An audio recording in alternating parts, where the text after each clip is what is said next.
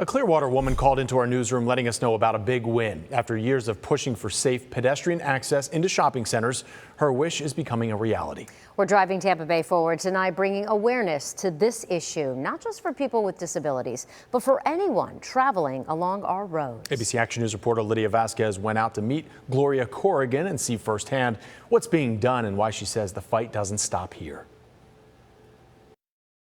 Gloria Corrigan is wheelchair dependent who travels along US 19 often. She's sharing her everyday struggles with me, considering there's really no safe way to enter into this plaza without dodging traffic. And while we celebrate her journey pushing for this connecting sidewalk and safe entryways, we want to bring awareness to an issue so many others are still facing. I've been in a wheelchair for about, it's been close to 20 years now. 10 of those years, Gloria Corrigan has been fighting for change. She called our newsroom, leaving this voicemail to explain her everyday struggles.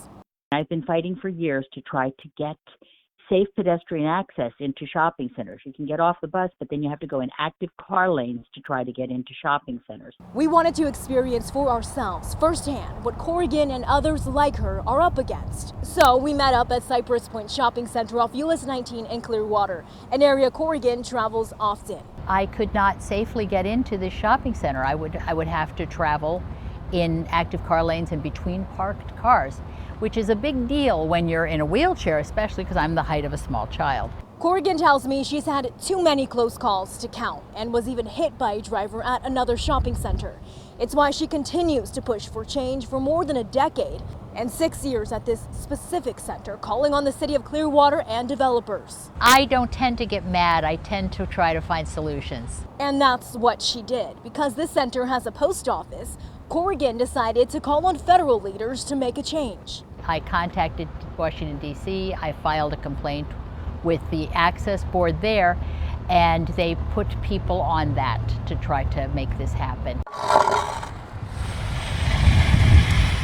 This week, her fight for change is finally coming to fruition as crews are working to create a continuous sidewalk into the center.